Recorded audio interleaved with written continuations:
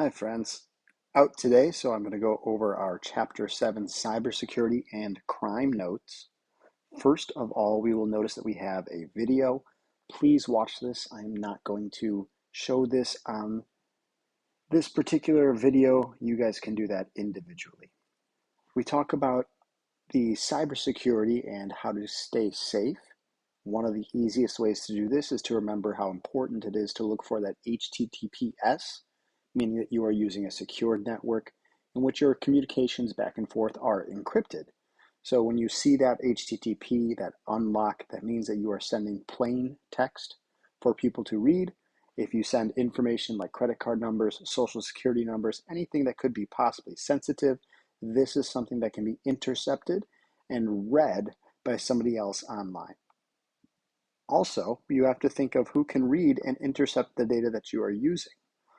Especially with the routers these days, it's typically the owners of those routers that have access to some of the information going through it.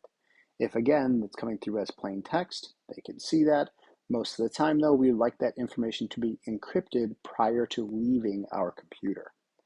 From this, we also think of who can look at it in the sense of our internet service providers. Does Xfinity or AT&T, wow, all those places, do they get to see what is on our servers or on our communications via their different routers? Hopefully, again, that we are encrypting our information prior to sending those out. And then be careful of this one. Typically, we see this a lot of times in coffee shops or in public places that offer free Wi-Fi. As awesome as free Wi-Fi is, you have to be safe and secure. Just to be careful, because there are devices out there. And this one, for example, is an approximate device of like $100 called the Wi-Fi Pineapple. It very closely mimics a wireless system and then can steal your information. Again, hopefully you are preparing yourself by using the HTTPS prior and encrypting your information before sending it out. Let's talk about the different types of malware that we typically see. I think the first thing we should do is really define what malware is. And it's the combination of two words, malicious software. Any kind of malicious software is considered to be malware. These examples can exist. There are some that are called keyloggers. These are usually physical devices that you can plug into a computer or into a keyboard that log every keystroke that passes through the keyboard. This, as you could probably understand, could be valuable information. There was an incident once in my old high school when I was a student, I believe, where a student had placed this on their teacher's computer and gained access to their gradebook login, I believe it was. And the reason they were able to do that is they could see the user typing www.infinitecampus.com and assumed that the next thing the teacher wrote was her username and that the next thing the teacher wrote was her password. And that worked.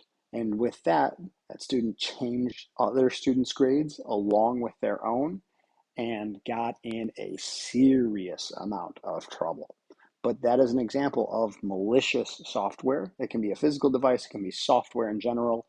There are lots of different keyloggers out there. Another one that is popping up more commonly is called ransomware. You've probably heard of this recently. This is typically a computer virus that tries to infect as many computers as it can. And what it does is it will take your personal documents and lock them up or encrypt them. The only way to decrypt them would be to use the private key, which they own. If you would like access to that private key, you have to pay them $10,000.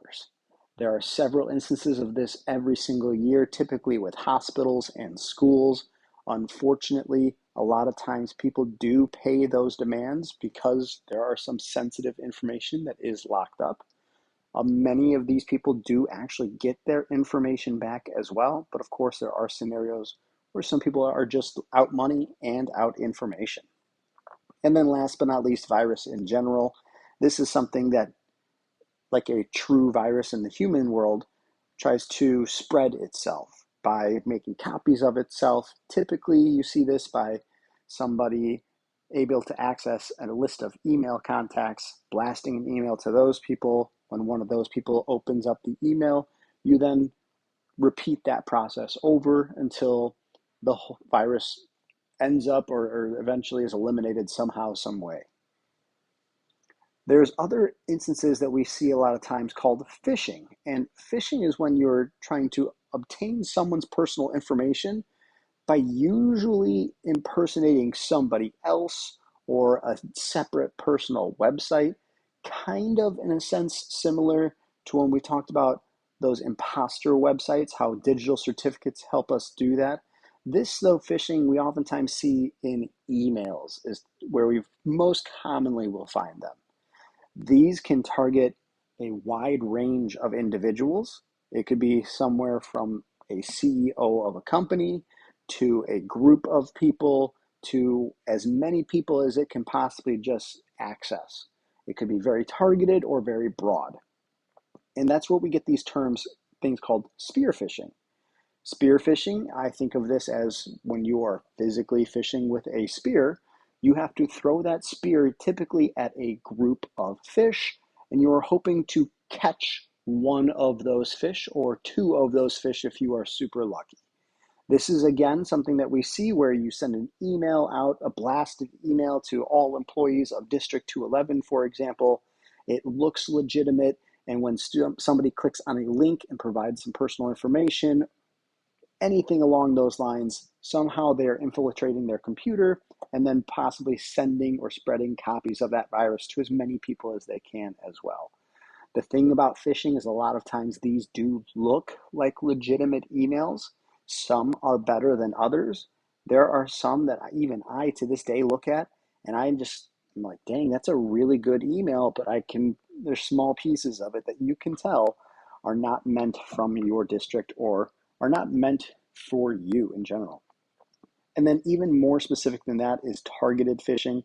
These usually take more time, more money, more resources because you have to make a very good email. You have to find a way to access this person and to get them to open this. But this is usually like an individual, high-level CEO, some sort of blackmail along with that. These are oftentimes called whaling as well because you are going for one of the bigger fish that are in the sea. Just review to DDoS as well because we have already discussed this. DDoS stands for Distributed Denial of Service. It is a cyber attack meant to flood a DNS server with a bunch of the requests for websites. If the server is overwhelmed, it cannot answer all of those requests, thus, in a sense, blocking the ability to access that website. We call it distributed because it is ran by several computers. We oftentimes distinguish this as a botnet, where one computer infects more computers, and the virus sits dormant until a flip is switched and all of them begin working together to target a single DNS server. Oftentimes, the thing you worry about with this, or you should keep in mind, is that the website itself, again, is perfectly fine. There's nothing wrong with it. It is simply that people cannot access your website because the DNS servers are just not working correctly. With all of this cybersecurity and all of this malware stuff, we do need to bring up this specific reminder for you guys. The exploits that we are discussing in this class and on these slides are extremely interesting and something that you might yourself want to do more research on. But remember that any sort of downloading any malicious software on a school computer could end up with severe consequences, and that is not excluding being expelled from school depending on the severity of what is downloaded. Using any sort of malicious software just to try it out or anything like that can get you in some serious trouble, not only with our school, but if it is on a large enough scale, potentially the Justice Department or the FBI. And the best way to learn about the cybersecurity world is to take online professional classes. There are some that are free online. There are some that you can pay for over summer schools, there are even workshops that are offered that are very good resources to learn about these, learn how to prevent them, and look into careers surrounding these. When we look into the biggest security vulnerability, I actually want you to sit and think before you even, if you're looking at the slides at the same time, before you click it, what is the largest security vulnerability that we have on the internet?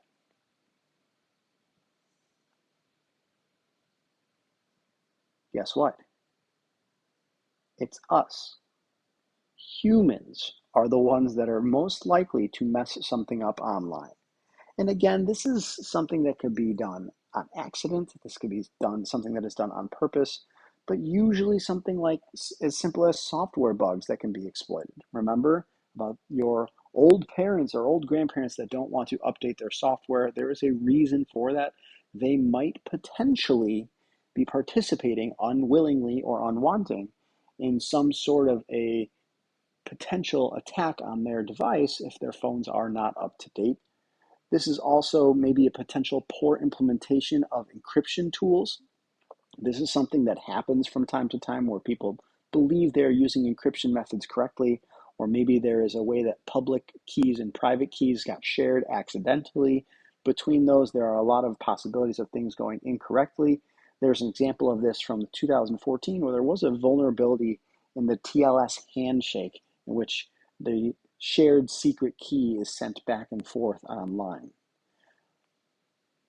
Users, when we talk about us, we are often most vulnerable because we do reuse passwords, unfortunately. There are a lot of ways around this. I do have a personal strategy that I use, and I share this with everybody that I see. Oftentimes, what you can do to make, I think everyone has a password that they prefer to use. And what you can do is you can use that password, but change it to be specific for the website that you are on. For example, let's say that your favorite password is catsareawesome123, an amazing password. But if you go to Instagram, your password could be something along the lines of Insta catsareawesome123. And then when you go to Snapchat, your password could be Snap catsareawesome123. And where every website that you're going to, you're incorporating the name of that website into your password. That's an awesome strategy because you don't have to remember a bunch of different passwords. You do have one common theme to your passwords where you have a acronym or the name of the website and then your favorite password. And best of all, every single password that you create is technically different. So that's a very good way to keep yourself safe and secure online. On top of that, there's another thing that happens, and this has even happened at this school, ladies and gentlemen, where you buy devices that have preset passwords. I can't tell you how many TV speakers I have purchased where the initial starting password is 0000. Now imagine if you owned a router that was in a corporate building and you just set it up without making your own password. That could be an issue. There are websites dedicated to posting potential passwords or generic default passwords for many brands of routers. If you do not change those yourself, you could potentially be on that list as well. And then, of course, don't download or install malware. That's probably the easiest way to get a virus. And one of the harder ones is also just not falling for phishing schemes. This is something that even our teachers get tested on every single year. Our district tries to send us a fake email throughout the year and see how many of us click on it. I'm hoping I pass that every single time. We'll see though. What can you do to possibly protect yourself? Again, be aware of those open Wi-Fi networks. If you are at a coffee shop and you need to use their internet, it might be worth looking into a VPN or a virtual private network. It's a way to mask your actual IP address. There's a two-factor authentication, which is very common these days. Unfortunately, we use this all the time at school now. It's just more annoying, but it's so safe. It sends some sort of a message to a trusted device. Typically, this is your cell phone, your Apple Watch, your iPad, something along those lines. And you have to kind of enter two passwords. One is your standard password. One is a password that is generated and is only good for the next 10 minutes. Don't forget to change your default passwords on your routers, your modems, your devices, anything that you have. And then one of the easiest ways nowadays, especially, and this pops up all the time with Google, let Google save your passwords. And the way that they do that is they utilize your password to help create another password that is a bunch of garbage, really. It's numbers and letters in no specific order. And that's the password that's then used for your websites. Very nice because Google keeps that encrypted, locked up for you so it's safe. That allows you to never reuse passwords, and those are very strong passwords as well. You can also encrypt your communications yourself. I believe all phones in general now do encrypt with their message app. I'm not sure if that's the same with Snapchat, with TikTok, with Instagram. I would have to look those up specifically myself. And the last one is just to be a skeptic wherever you are honestly going. Think of all the things that can potentially go wrong. If you're sniffing something and it smells suspicious, it might not be worth going any farther than that. Usually, if it is suspicious, that is a cause for concern and it's not worth the risks of potentially missing something. Speaking of all of this cybersecurity, ladies and gentlemen, there is quite a large field of career possibilities with cybersecurity between engineers, analysts, and specialists. Every single year, the cost of cybersecurity seems to be going up because, one, we are seeing more cyber attacks. They are getting more expensive, meaning they're taking more money. So people are wanting to secure themselves more often and at a higher quality. This is something that is a growing field on top of just computer science in general. But with that, people are really looking at different days. And I know that's something that I love about teaching is that every day is different. So if you're not looking for that typical 9 to 5 job, this is one where you can see a lot of differentiation between days where one day you might be programming, you might be writing some code or fixing an error or trying to find a bug in a system. The next day, you might be working with physical hardware and equipment, installing something, creating something, engineering a device that can maybe enhance the security that you guys are using. And then you can also work with people in education and research. Are you maybe giving a speech? Are you training a team how to be secure? Are you going to a school and showing the teachers how to not fall for a phishing scheme online? These are all professions that deal with cybersecurity, and they're all in high demand. There's an anticipated 33% growth in the next 13 years alone of the computer science world. Again, I can't emphasize enough that if you are really willing to dig into computer science, there's very likely a job out there for you when you graduate college. Right now, I should say, I think the status from 2022 even, there are over 500,000 open jobs for CS right now. Take a look at that, think through that, see how you guys feel. That's all for the notes that I have today. The one thing I would like to mention is the homework that you guys have for today. I understand that MC number 29 had some content from this lesson. What I will do, and if you want to email me, I'm more than happy to do this for anyone who does this. If you took MC29 early and got some questions wrong that you now know how to answer, please just send me an email to unlock your MC29 and I will do that for you. I can't guarantee it will be done during third or fourth period when you are listening to this, but it will be done, I'd say, by 4 p.m. at the latest. And what I can do is I will set the new deadline for MC29 to be Thursday when you walk into class. That means that today you technically have the homework from yesterday on the calendar, the cost of free, and you also have MC29. The cost of free is a cool little research into looking into your favorite website and what information they collect from you with their user agreements and suspicions and that giant page that everyone just clicks I agree at the bottom, sometimes it might be worth taking a dive into one of those for one of your favorite websites. If you guys have questions, please email me. I'm more than happy to offer some clarification. Otherwise, I will be back tomorrow. I will see you Thursday. Have a wonderful Wednesday, ladies and gentlemen.